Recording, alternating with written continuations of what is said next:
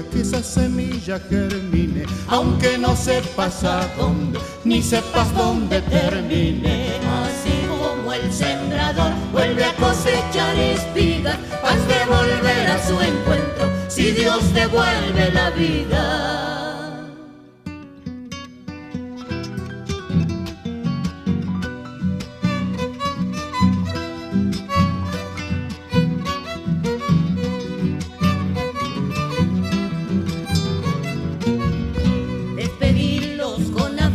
Sabiendo que estás de paso, como se esconde la luna, como el sol en el ocaso.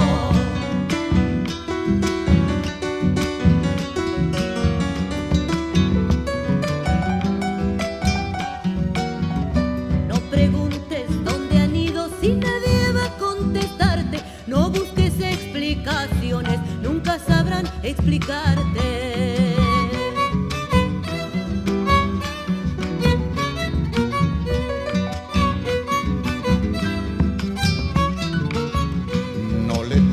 Ni te alejes, pues la tienes ahí al frente. Si es que aprendes a aceptarla, la has de sentir diferente. Así como el sembrador vuelve a cosechar espigas, has de volver a su encuentro si Dios devuelve la vida.